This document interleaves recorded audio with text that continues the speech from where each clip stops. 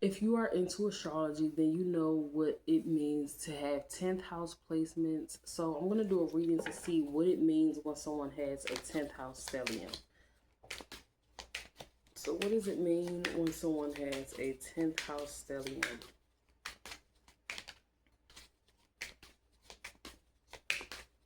What does it mean when someone has a 10th house stellium?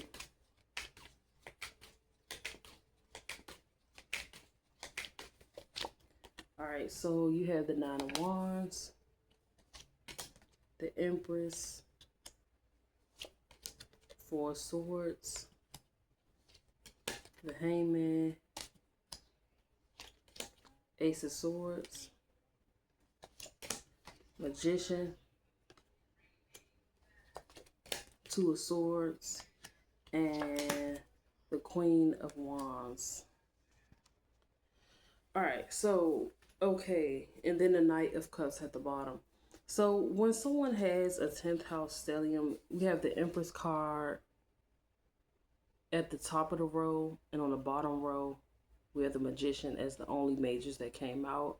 And the Empress is surrounded by the Nine of Wands, the Four of Swords, and Hangman. So it seems like people with 10th house stelliums, they're uncomfortable with trying to wait and receive, you know. These are people that feel more motivated and confident when they are actively pursuing things. And it may be the natural urge of the 10th house, because the 10th house means that something is established, something is achieved. So this means that you've already done the footwork and you're now basically showing the trophies and showing everything that you won that proves that you've been through these particular things. But also, I feel like this spirit is saying, like, 10th house stelliums, they think a lot about what they want. They think a lot about what brings them comfort and what's going to get that. And I feel like these people naturally have an acute mind when it comes to pursuing these very things that's going to get them to their particular end goal or their personal milestone. But they are highly motivated people.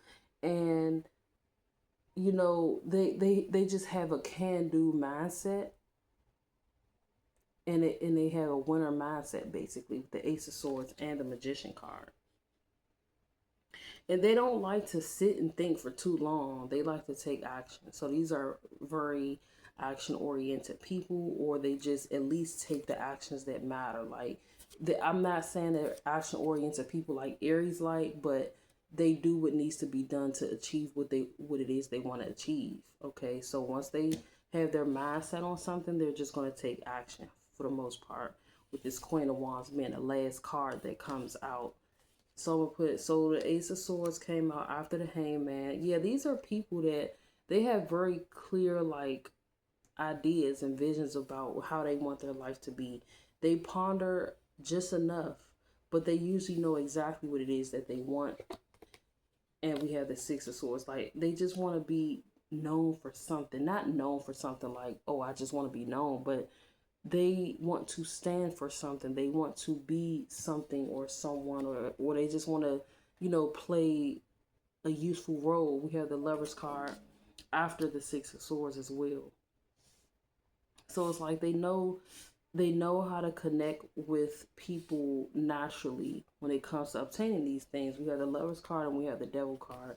A lot of 10th house placements also, like, it doesn't always mean like, oh, 10th house, they're going to be naturally respected. It just means that they are going to have a lot of focus on them one way or another. Now, for some people, this means that they will achieve a lot.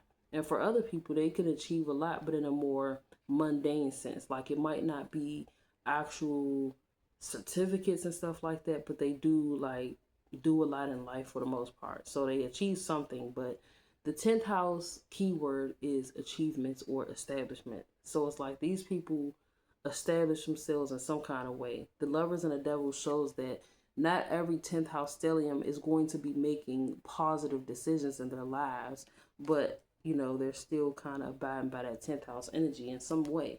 We have the Queen of Swords. We have the Hermit card. And we have the Two of Cups. with the world. All right.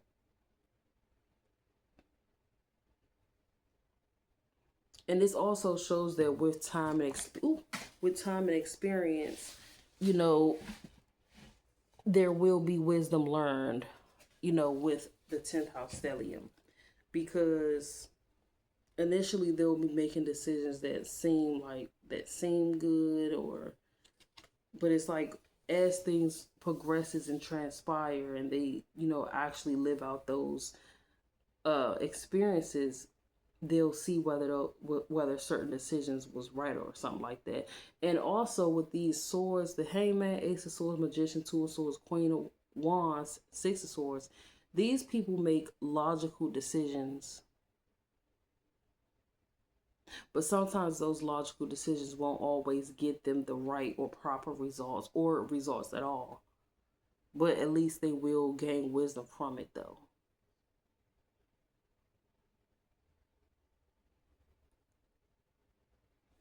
And also with the 10th house stellium, with the nine of wands, empress, and four of swords, this could also be saying too, like they don't live simple or comfortable lives, or they don't live lives that's considered easy. They live lives where they have to do a lot. They probably can't rest and rejuvenate as much as they want to. They have a lot going on in their lives, so they don't even know what comfort is as well. But let's see, what is the empress card?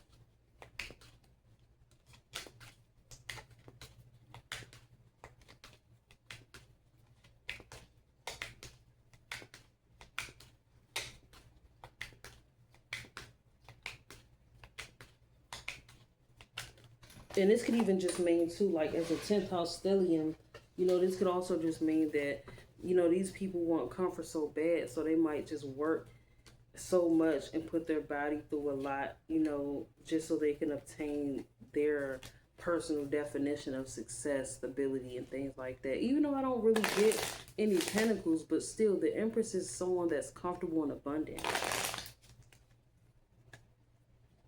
So let's see, what is the empress?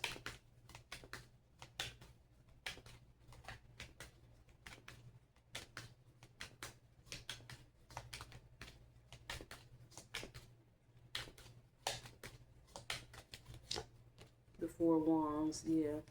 It's like something about the home life, or the family life, or the foundation isn't as comfortable as they may want it. It is not as stable for some reason. All right. And even after the four wands, the seven of cups came out. But yeah, it's like these people think a lot about the type of life they want. Seven of cups with the four swords. We got the moon with the hangman. There's something about a 10th house stellium's life that they're just afraid of not having stability, or just having a foundation, or these people initially just worry a lot, or they may have a reason why they're worrying like this. There's some type of darkness when it comes to, or some type of shadow, or something that transpires surrounding the home and family that just pushes them to want better or more. Ace of Swords is clarified by the Page of Cups, Magician with the Nine of Cups, and we have the Eight of Cups clarifying the what's this? The Two of Swords.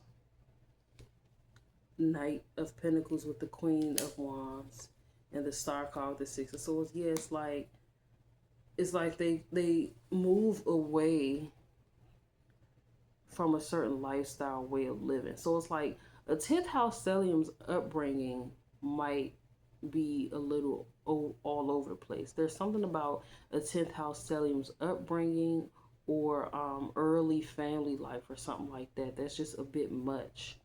Like a lot goes on.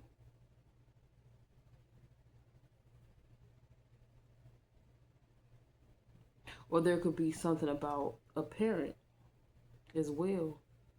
But it's something about their initial, home, family, or just lifestyle that just pushes them to want more.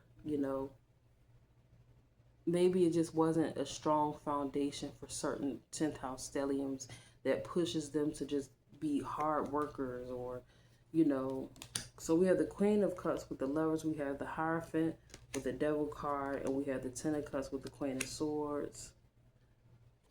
And we have the Ace of Pentacles with the Hermit. Okay. So yeah, it's like a lot of 10th house stelliums usually feel like they don't even have a choice but to like focus on being successful or getting to the money and working hard and stuff like that, because there's something about their life initially that just isn't strong, stable, or giving them exactly what they need. And there could even initially be confusion and hesitation surrounding this as well, but there's something about instability, basically, a lack of consistency surrounding a foundation. All right, Chariot at the bottom. And I like the Hermit and Ace of Pentacles too, because that to me does show like people going to get certifications. The Hermit card, Ace of Pentacles, we know the Hermit card could technically be the card of learning, the Virgo energy, Mercury, but you know that Virgo like Mercury. So it shows that someone is taking time learning, you know, a skill, or you know, being at school for a long time, or being in a field that you had to get certified, and you know you had to get certified, and this is like a physical certification, since the Hermit is wisdom but it's now in physical form, which is that certification or that trophy hypothetically that I was talking about. All right. So this, you know, proves my point about, you know, that 10th house stellium. It's like they're pushed to want to achieve greatness or achieve something because their initial lifestyle just was a bit all over the place. And it could have been their family, their parent, but it's something about the home life that clearly just made them feel like I can't be like this when I grow up, you know, or I can't be like this, you know, I want more than this. So they just naturally have that push and that strong ambition to go achieve something, you know, greater than themselves, even if it does like take them away from things and people that they love temporarily. It's like they just naturally have it embedded in them to just go achieve something, you know. So they end up becoming like really focused on hard work and, you know, basically patriarchal a little bit. And it's something that's just kind of natural, you know, for 10th house stelliums with the Devil and Hierophant also coming out too. And I like that the Six of Swords star came out because, you know, this is the right thing to do for some of them, or, you know, this could even mean that they have information from other people that's helping them too, like, or just a lot of resources. But yes, they do achieve.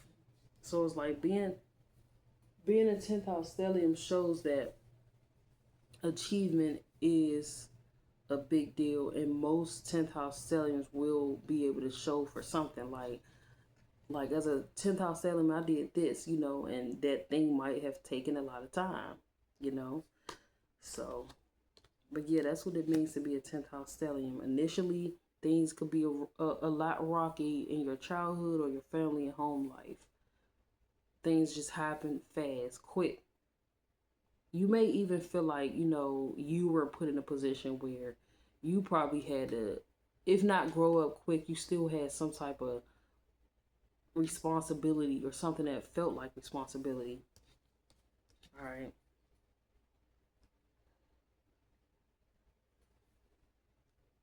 But yeah, you end up having a very busy, busy life, or, you know, you just achieve something and, you know, that's going to help you with that cushion that you want, that financial cushion that you want. But yeah, as a 10th house stellium though, it's like, it's almost inevitable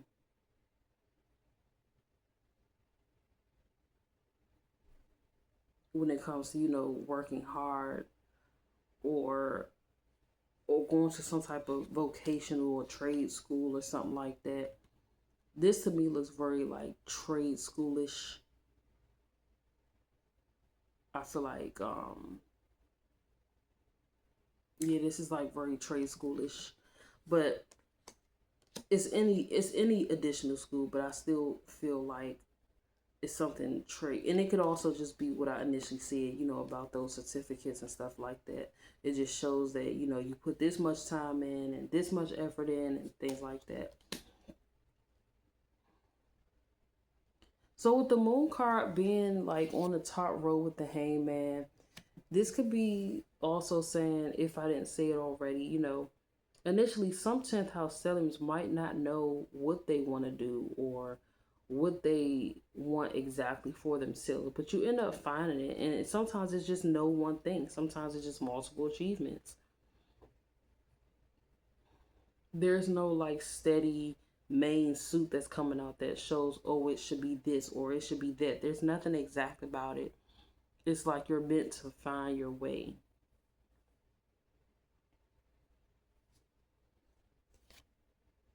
And I like that the magician came out with the 9 of cups, because this shows that you guys are very capable, but it's almost like you have to do some slight considering first before you might realize it. But this shows that, you know, you are pretty gifted or even talented. You know, you definitely have some type of gifts or talents.